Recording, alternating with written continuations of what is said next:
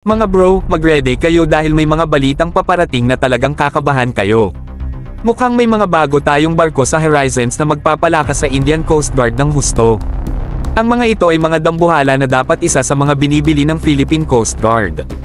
Ito ay may 115 meters length, halos katulad ng Hamilton-class cutters.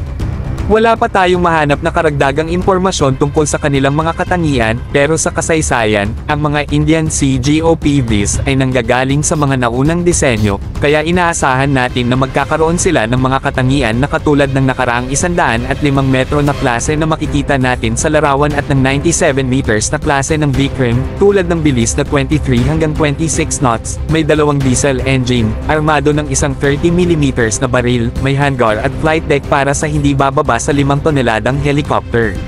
Ngunit sa mga bagay na magbabago, kasama ng ilang mga high-tech na advanced na mga tampok at kagamitan, ang mga 115 meters OPV na ito ay magkakaroon ng multi-purpose drones, AI capability, at wirelessly controlled remote water rescue craft Lifebuoy.